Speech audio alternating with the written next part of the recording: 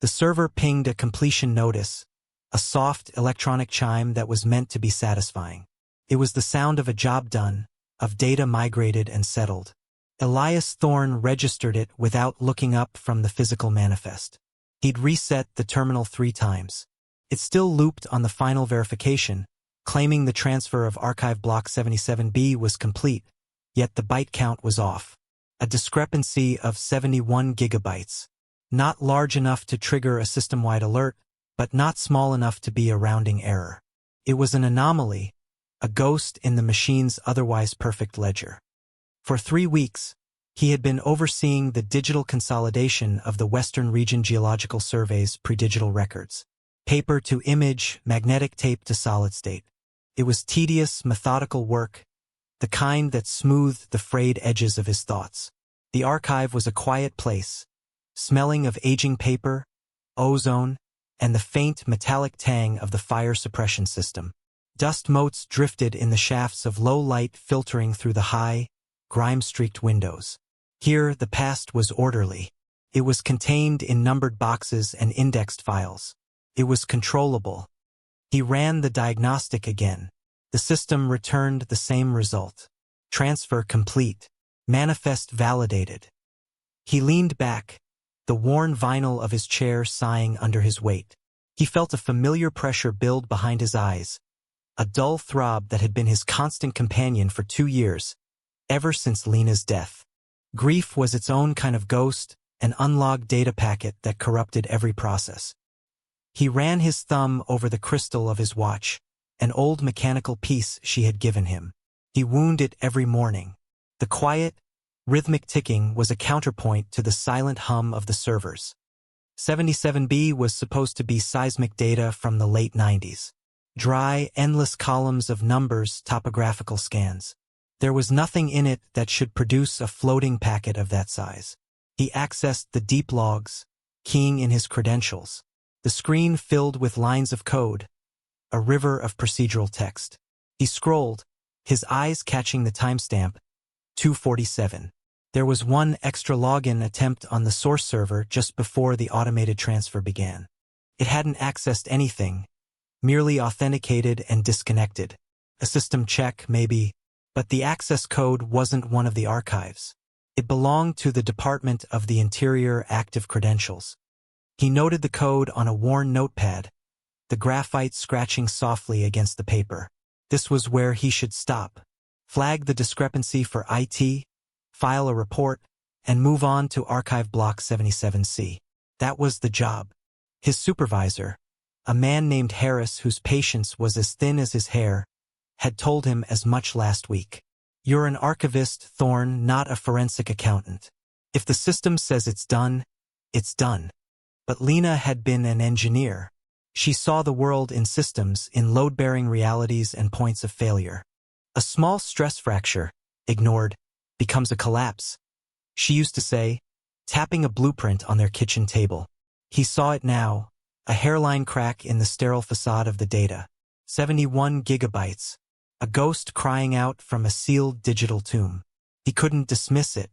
The pressure behind his eyes eased, replaced by something else. A flicker of focus, sharp and clean. He pulled up the original acquisition manifest for 77B, dated 2003. He cross-referenced it with the digital version. They matched, perfectly, too perfectly, as if someone had taken great care to ensure the forgery was exact, while overlooking the simple arithmetic of the total file size. He examined the hard copy again, the paper brittle under the desk lamp. At the bottom, a faint, almost invisible indentation. A paperclip had once been there holding something that was no longer part of the official record. He folded the notepad, tucked it into his shirt pocket, and logged out of the terminal. The chime of the server seemed different now, not satisfying but hollow, uneven. The following days settled into a controlled obsession. Elias performed his duties with the same quiet efficiency, his face a blank mask that betrayed nothing. He completed the migration of 77C and started on 78A. To Harris, he was back on track. A cog returned to its proper place in the machine. But in the quiet moments, during his lunch break, in the last half hour before closing when the floor was empty, he followed the thread. The Interior Department access code became his starting point. It was a dead end. The code was a generic administrative key used by dozens of personnel. Tracing it to an individual was impossible without a security clearance he didn't have. He changed his approach, turning back to the physical world. The archive was a library of forgotten things.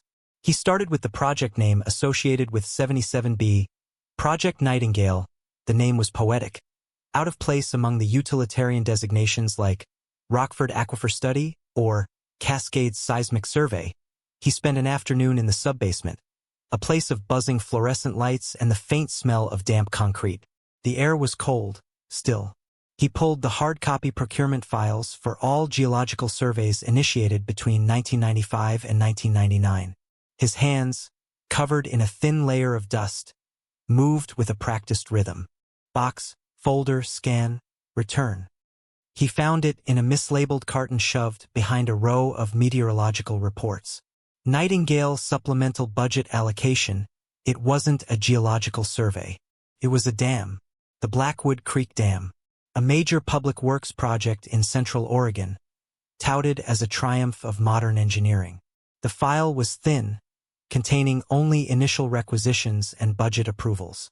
The final approval was signed by a consortium, including the Department of the Interior. The total authorized budget was listed at $220 million. He paused, looking at the number. Felt solid, real. He photocopied the pages, the machine's light flashing across his impassive face, and returned the file, placing it exactly as he had found it. Back at his desk, in the muted light of the late afternoon, he searched for the Blackwood Creek Dam online. The first results were glowing press releases from the late 90s. Then, a smattering of local news articles from October 2002. The headlines were stark.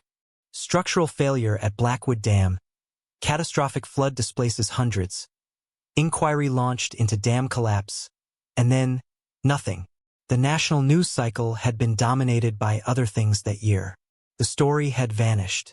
The official inquiry, according to a final, brief article, concluded that the collapse was due to unforeseeable seismic activity. A freak occurrence that no one could have predicted. Case closed. He felt a coldness spread through his chest that had nothing to do with the building's overzealous air conditioning. Unforeseeable seismic activity. Yet the data from Project Nightingale, the geological survey for the site, was in his archive. Buried. He tried to access the digital files for 77B again, this time using a deeper search parameter, looking for file fragments, for anything deleted or overwritten. Access denied. A small, red, flickering LED on his terminal was the only sign that he had been locked out.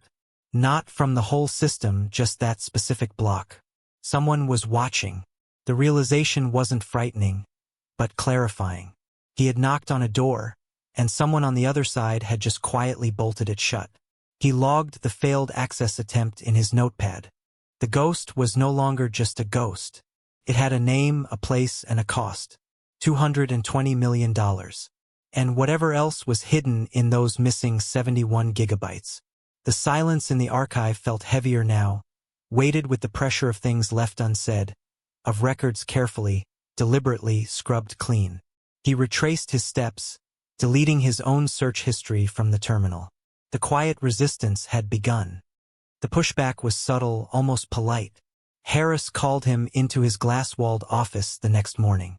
The blinds were angled shut, casting thin, uneven stripes of light across the desk.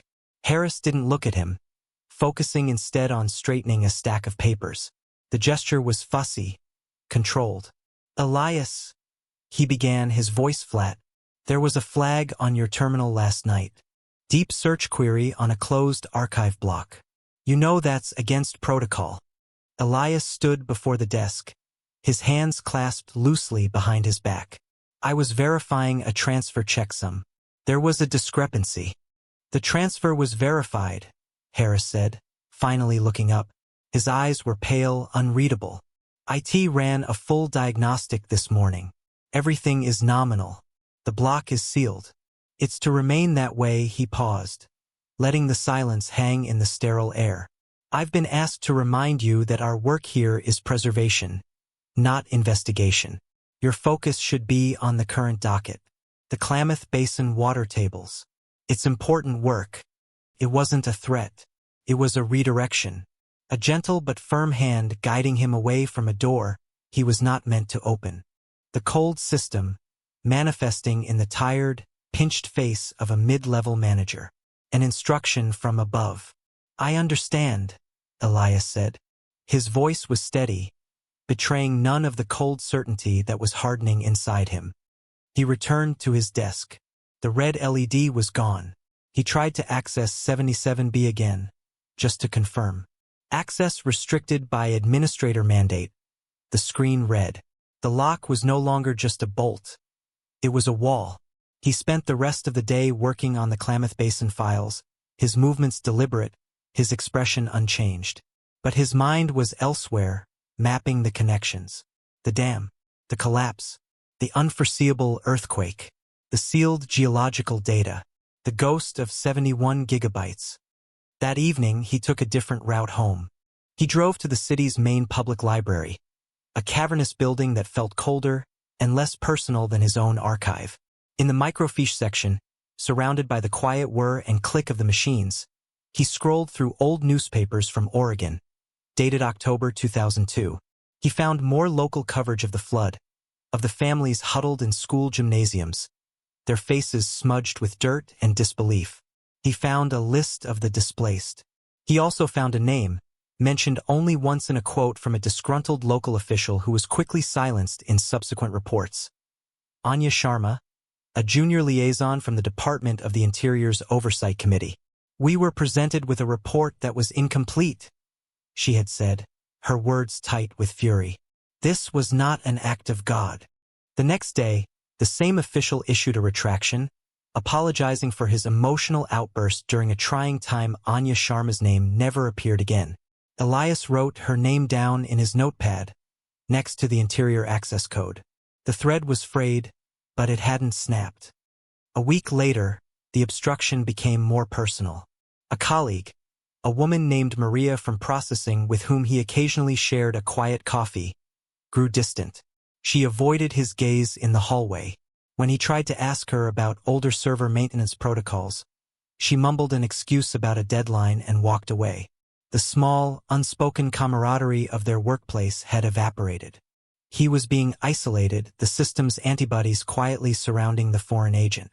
He wasn't a threat, not yet. He was just a problem to be managed. This realization should have made him afraid, or at least angry. Instead, he felt a profound sense of calm.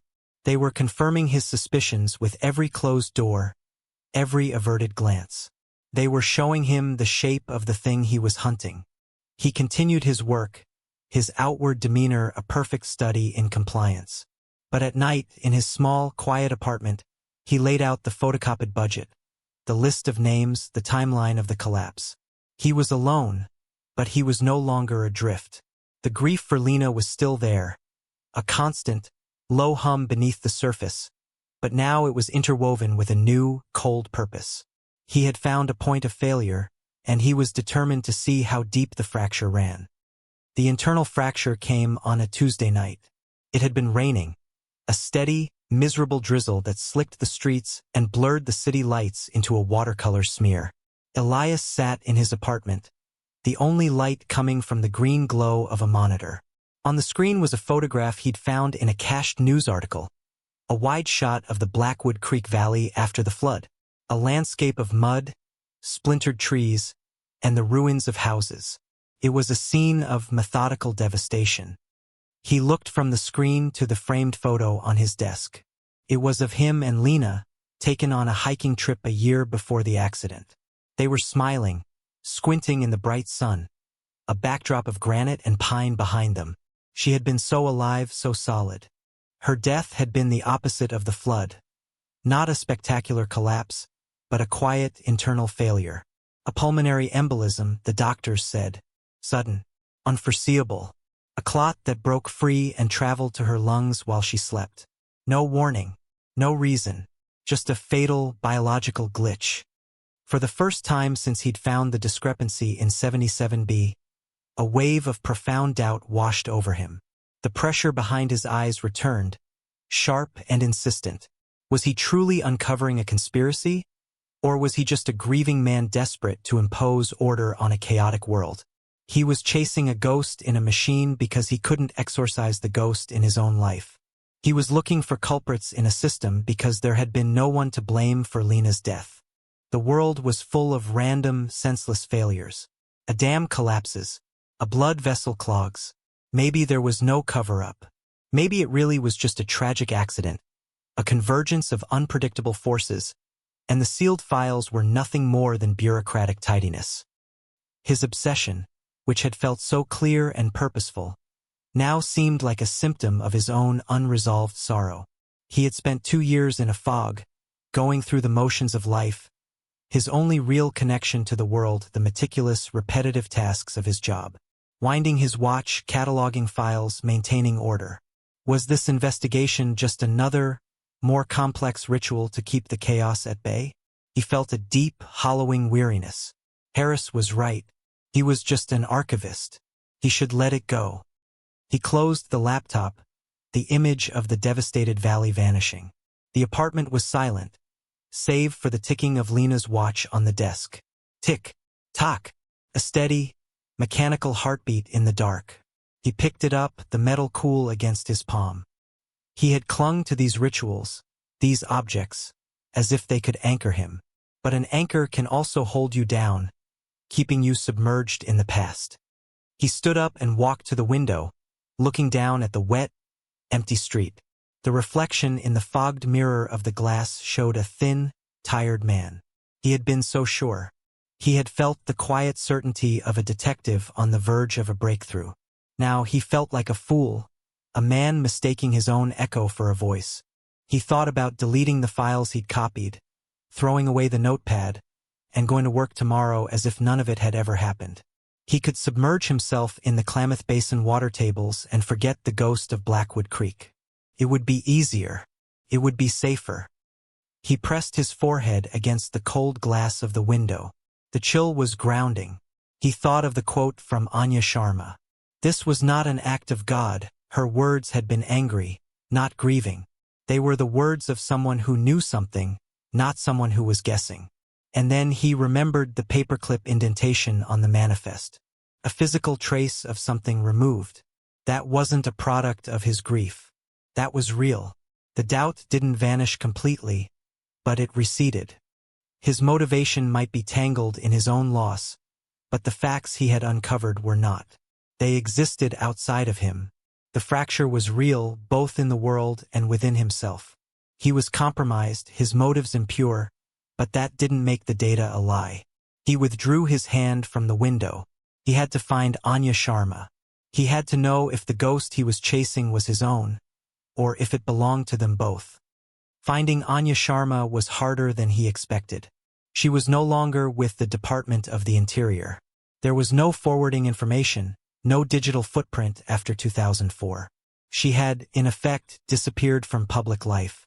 It was another kind of sealed file. Elias spent 2 weeks of evenings patiently sifting through online property records, voter registrations, and business licenses. It felt intrusive, a violation of a stranger's privacy, but it was necessary. He finally found her, listed as the proprietor of a small, independent surveying company in a bland industrial park 2 hours outside the city. Sharma Geomatics. The name was simple, direct, unhidden but out of the way. He drove there on a Saturday, the sky a flat, gray sheet. The industrial park was a collection of anonymous, single-story buildings, all beige concrete and tinted glass. Her office was at the end of a quiet row, the name printed in simple black letters on the door. He paused in the car for a long moment, the engine ticking as it cooled. He rehearsed what he would say, but the words felt clumsy, melodramatic. He had no proof, only a chain of meticulously documented suspicions. He got out of the car. The air smelled of asphalt and cut grass. He walked to the door and entered without knocking. The reception area was empty, sterile. A desk, 2 chairs, a ficus tree with dusty leaves. From an office in the back, he heard the low hum of a plotter printer. A woman's voice, calm and controlled, called out, "We're closed on weekends. You can leave a message." "I'm not a client," Elias said, his voice quiet in the small space. The humming stopped. After a moment, a woman appeared in the doorway of the back office. She was in her late 40s, with dark hair pulled back severely and a face that was sharp and intelligent. She wore a simple gray blouse and dark trousers. Her eyes, magnified slightly by her glasses, were wary. She examined him, taking in his worn jacket, his tired expression, his hands held loosely at his sides.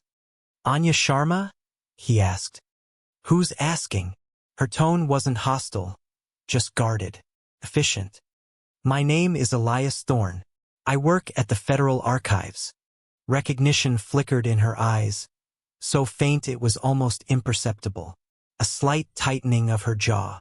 She had been expecting this knock on her door for almost 20 years. Not him specifically, but someone like him. "The Archives," she said, the words flat. She didn't invite him in. "What do you want?" This was the moment. The confession scene he had imagined was not going to happen in a dramatic, rain-swept encounter. It was happening here, under the buzzing fluorescent lights of a suburban office park. He decided not to lead with the dam or the flood. He would start with the anomaly, the small technical detail that had started it all. "I was migrating Archive Block 77B, he began. "Project Nightingale. There was a data discrepancy. 71 gigabytes are unaccounted for in the manifest, but present in the total server allocation. The file block has since been sealed." She listened, her expression unreadable. She betrayed no surprise, no shock. She simply processed the information. The silence stretched. The plotter in the back office gave a soft electronic beep. "You drove 2 hours to tell me about a rounding error, Mr. Thorne?" "I don't think it's an error," he said. "I think it's the original, unaltered seismic survey for the Blackwood Creek site. The one your committee was never shown." Anya Sharma finally moved. She walked over to the ficus tree and plucked a dusty leaf, rubbing it between her thumb and forefinger. "You're in a dangerous line of work for a man with a fondness for speculation. I found your name in a news report," he pressed on, his voice still quiet. "A quote you gave. This was not an act of God, you retracted it." "I was young," she said, her back still to him. "And I was naive. I learned a valuable lesson. When a very expensive project fails, the truth is the first casualty. It's cheaper to bury it than to fix it." She turned to face him, her eyes cold, but with a flicker of something else deep within them, weariness, maybe. Resignation. "They didn't just present us with an incomplete report. They presented us with a fabricated one. The original survey showed a significant dormant fault line right under the designated foundation. The ground was unstable. Building a dam there of that size was criminally irresponsible. But a key contractor, a company with powerful friends in the department, stood to lose a fortune if the site was moved. So they commissioned a new survey, cleaner one. They paid a geologist to sign his name to a lie." She paused, her gaze distant, as if seeing the ghost herself. "The 71 gigabytes you're looking for, that's the truth. The raw data. The seismic charts, the soil analysis, the original geologist's terrified memos to his project manager.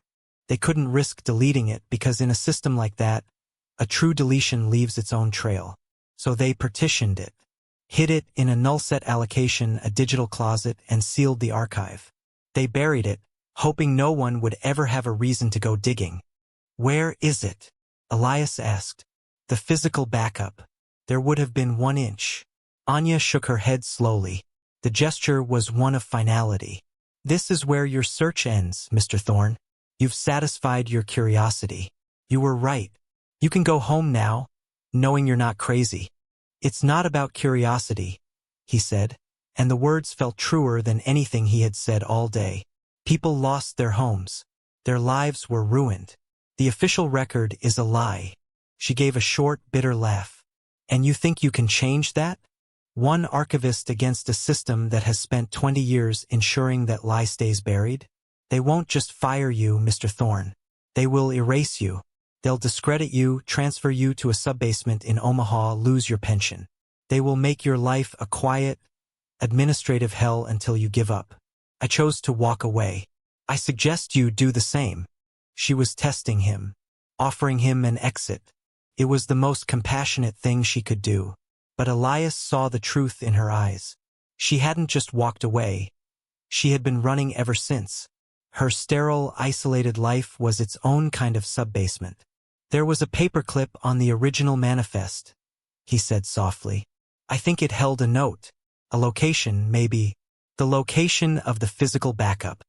Anya's controlled facade finally cracked. A flicker of something. Not quite hope, but a weary recognition crossed her face. She looked at him, really looked at him, and saw not a fool, but a man as stubborn and haunted as she was. She walked back to her desk, opened a drawer, and took out a single, folded piece of paper. It was old, the creases soft. She didn't hand it to him. She just held it. There was a decommissioned survey station, she said, her voice barely a whisper. Station 1138, in the Ochoko National Forest. They used it for storage. Off the books. After the collapse, they were supposed to have cleared it out and demolished it. But the order was misplaced. Bureaucracy can be a weapon, but sometimes it just misfires. She finally looked him in the eye. Even if you find it, even if the tapes are still there, what will you do? Who would you give them to? There is no one left to trust. Elias didn't have an answer. He just knew he couldn't stop. He had come here for a confession, for confirmation. He had received it, but he had also received a burden. Anya had carried it for 20 years. Now she was offering to share the weight. He nodded slowly. Thank you. She slid the folded paper across the desk towards him. It was a hand-drawn map, sketched on the back of a government memo. They said he was wasting time, Anya said, her voice thin. She was talking about the original geologist, the one who wrote the memos. He tried to warn them. He died in a car accident 2 weeks before the dam failed. The two of them stood in the silent office, the unspoken truth of that statement hanging between them. They were no longer just two strangers. They were the last two members of a committee of two, custodians of a truth no one else wanted. He picked up the map, felt heavier than a piece of paper, felt like a verdict. The decision was not a single moment of defiant clarity, but a slow, quiet crystallization of purpose over the next 48 hours. Elias returned to his apartment and spread the hand-drawn map on his kitchen table next to Lena's photograph. Station 1138. A single X marked on a topographic rendering of a Forest Service road. It was a place that officially no longer existed. A ghost on the landscape. Anya's final words echoed in his mind. Who would you give them to? There is no one left to trust. She was right. He couldn't go to Harris. He couldn't go to the Department of the Interior. He couldn't go to any official channel because the official channels were the very system designed to prevent this truth from emerging. To them, the data wasn't a revelation. It was a threat to stability, an expensive, embarrassing, and potentially criminal liability. They would take the tapes, thank him for his diligence, and incinerate them. And him along with them, professionally speaking. He spent a day going through the motions at the archive, his mind 1,000 miles away in a forest in Oregon. He cataloged, he filed, he responded to emails with his usual terse efficiency. The mundane routine was a kind of camouflage. Behind the blank expression, he was planning. He researched the Ochoko National Forest, old logging routes, weather patterns for this time of year. He bought a portable hard drive, a powerful flashlight, and a set of bolt cutters, paying for them in cash at 3 different stores. Each purchase was a small, deliberate step across a line. He was no longer an archivist. He was becoming something else. The internal debate raged. He thought about his pension, the quiet, orderly life he had built for himself in the wake of his grief. This action would destroy it. He would lose everything. For what? To expose a 20-year-old crime that the world had already forgotten? To vindicate a dead geologist and a woman hiding in a suburban office park? The risk was immense, the reward non-existent. It was, by any rational measure, a foolish choice. That night, he sat in the dark, holding Lena's watch. He didn't wind it. He let the ticking slow and finally stop. The silence in the apartment was absolute. For 2 years, he had clung to the past, to the steady, predictable rhythm of memory and routine. Now he had to let it go. This wasn't about Lena, not anymore. Her memory had been the catalyst, the emotional lens through which he had first seen the anomaly, but the problem of Project Nightingale was real. It had its own weight, its own victims. His grief had shown him the door, but what lay beyond it was a choice that was entirely his own. He could honor the dead by preserving their memory, or he could honor them by seeking a small measure of justice for others who had been wronged. He thought of the faces in the newspaper clippings, the families in the gymnasium. He thought of Anya Sharma, who had tried to do the right thing and had been silenced for it. Quietly, without ceremony, he made the decision. He would not act for revenge or for glory. He would not do it with the hope of changing the world. He would do it because the data existed and it was the truth. And in his world, the world of archives and records, the truth was the only thing that had any real, lasting value. To know it existed and to do nothing was a form of complicity he could not accept. He booked a flight to Portland under a different name, a precaution that felt both absurd and necessary. He packed a small bag with a change of clothes, the equipment he'd purchased, and the hand-drawn map. Before he left, he wrote a short, encrypted email to a journalist he'd met once at a data security conference, a man who had a reputation for being discreet and tenacious. The email contained no details, only a single sentence. "I may have something for you in 72 hours. A key to a locked room. Stand by." He hit send. There was no going back. He was acting without guarantees, stepping off a ledge into the fog, motivated by a principle that only he and a handful of ghosts would ever understand. He left the watch on the table, its hands frozen in time. He was done looking backward. The drive into the mountains was a descent into silence. Elias followed the map from the rental car's dashboard, turning off the paved highway onto a state road, then onto a gravel track marked only by a faded wooden sign. The further he went, the more the modern world fell away, replaced by the deep, imposing quiet of the forest. The sky was a high, metallic gray.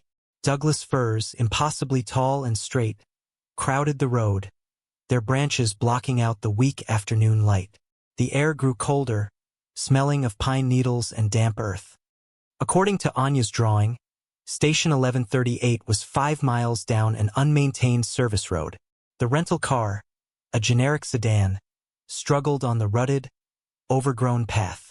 Branches scraped against the doors, a sound like fingernails on slate. Twice he had to get out and drag fallen limbs out of the way. He felt a profound sense of isolation, a feeling that was both unnerving and liberating. He was off the grid, a ghost moving toward a ghost station. He found it just as dusk was beginning to settle, bleeding purple and orange into the gray sky. The road opened into a small, dilapidated clearing. The station wasn't much. A single-story concrete bunker, half swallowed by creeping vines and moss. A rusted chain-link fence, sagging and broken in places, surrounded the perimeter. A faded sign on the gate read, U.S. Geological Survey, No trespassing. The lock on the gate was a heavy, rust-caked padlock. He used the bolt cutters. The snap of the metal was loud, shockingly violent in the quiet forest. It echoed through the trees. He paused, listening, but the only sound was the wind sighing in the pines. The door to the bunker was thick steel. It had a modern electronic keypad, but it was dead, its small LED screen blank. Below it was a heavy, mechanical lock. He had no key. He spent 10 minutes examining the doorframe, the hinges, the surrounding concrete. There was no obvious way in. He felt a surge of frustration, a cold fear that he had come all this way for nothing. Then he remembered what Anya had said about bureaucracy. Sometimes it just misfires. He thought about the logic of the system he knew. There is always a manual override. Always a back door, for maintenance or emergencies. He began to circle the small building, running his hand along the cold, rough concrete. In the back, Tucked behind a thicket of overgrown rhododendrons, he found it. A steel maintenance hatch, set low to the ground, secured by 4 heavy bolts. They were rusted tight. He used a tire iron from the car, his knuckles scraping against the concrete as he strained. One by one, with a groan of protesting metal, the bolts gave way. He lifted the heavy hatch. The air that rose from the opening was stale, cold, and smelled of dust and dormant electronics. The taste of it was dry in his mouth. He shone his flashlight into the darkness. A narrow utility corridor, lined with thick cables and conduit pipes, stretched into the black. He lowered himself into the opening, his feet finding the rungs of a short iron ladder. He was inside. The bunker was a time capsule from 2002. The main room contained a series of server racks, their indicator lights long dead. Desks were littered with old CRT monitors, coiled keyboards, and empty coffee mugs with faded government logos. A calendar on the wall was still turned to October 2002. It was a place that had been abandoned in a hurry. He found the tape library in a climate-controlled room at the rear of the station. A red light on the door's control panel was blinking faintly, indicating a low-power fault. The system was just barely alive, running on the last dregs of an ancient battery backup. He opened the door. The air inside was freezing.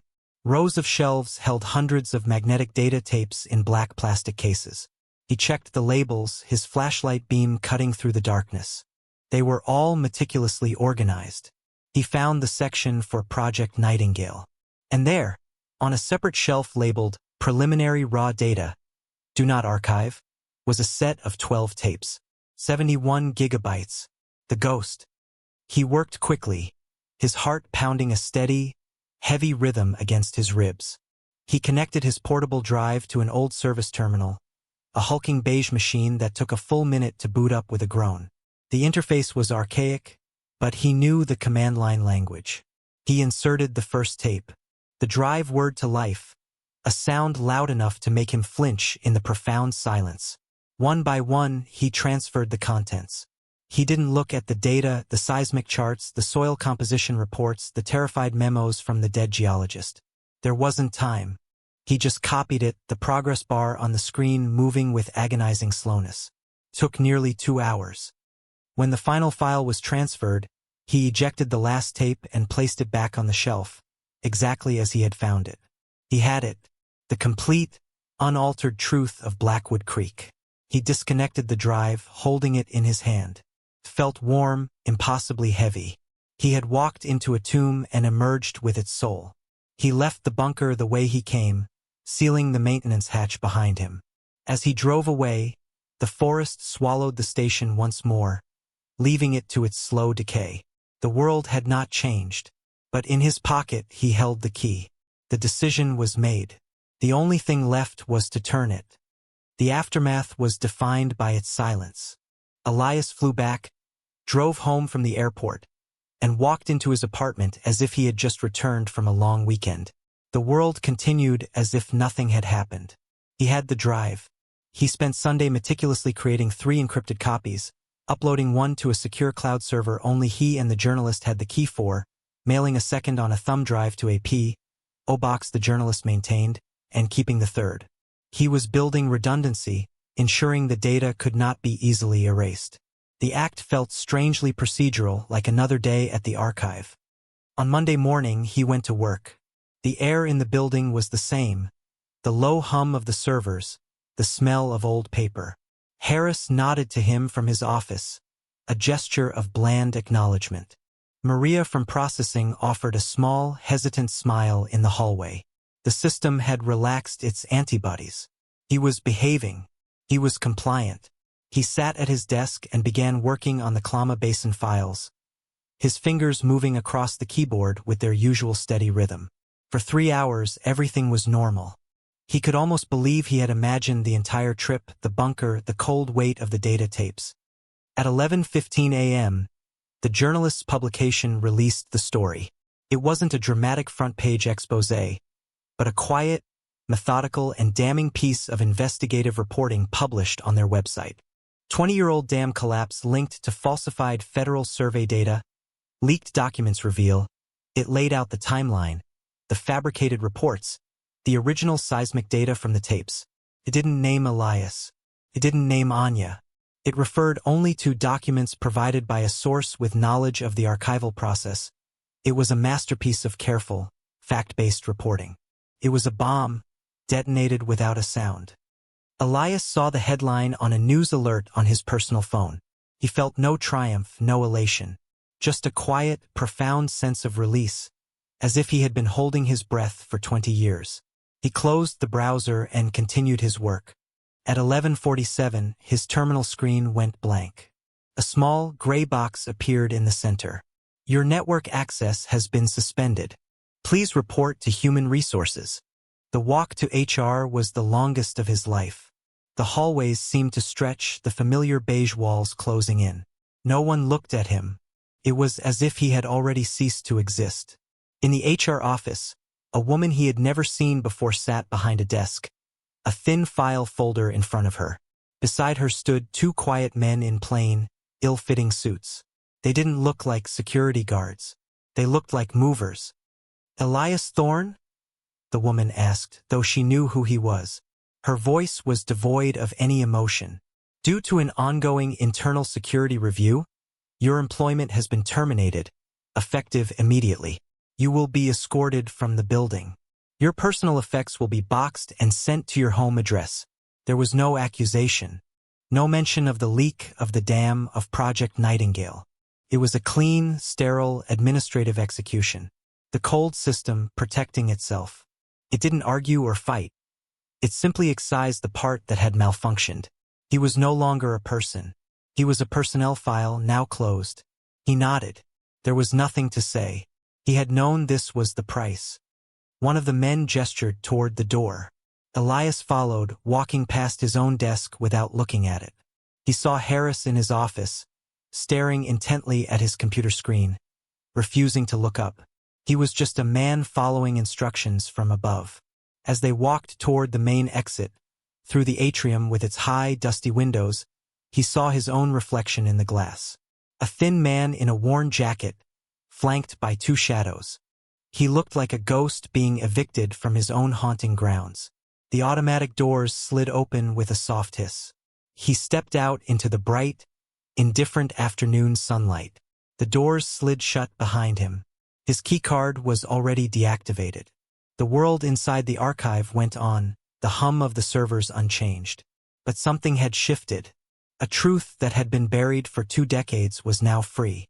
And he was free, too, in a way he had not been for a very long time. Alone but aware. He left the city. There was nothing for him there anymore. The archive, the apartment, the routines, they all belonged to a life that had ended the moment he stepped out of that building. He drove west, towards the coast, with no destination in mind. His personal effects arrived a week later at a general delivery address in a small coastal town. A few boxes of books, clothes, and kitchenware. Lena's photograph was there, carefully wrapped in bubble wrap. The watch was not. It had been on his desk. He assumed it was lost, another casualty of the quiet, orderly purge. He didn't mourn it. It was an anchor to a past he had finally moved on from. He found a small, furnished room to rent above a bookstore. The air smelled of salt and paper. He spent his days walking on the beach, the gray Pacific churning beside him, or sitting in the back of the bookstore, reading. The news cycle moved on. The story of the Blackwood Creek Dam was a brief flare, quickly overshadowed by new crises, new scandals. There were calls for an investigation, denials from the Department of the Interior, and a quiet statement from the contracting firm, now a massive multinational corporation, that they would cooperate fully with any inquiry. It was the predictable dance of damage control. To the world at large, it looked as if nothing would come of it. The system was too big, too resilient. It would absorb the blow, seal the new crack, and continue on as before. He felt no bitterness. He had not expected a revolution. He had planted a seed of truth in a barren field. Whether it would grow was not up to him. His part was done. He was a ghost now, living a quiet, anonymous life. He had traded his purpose for peace, his identity for freedom. Felt like a fair exchange.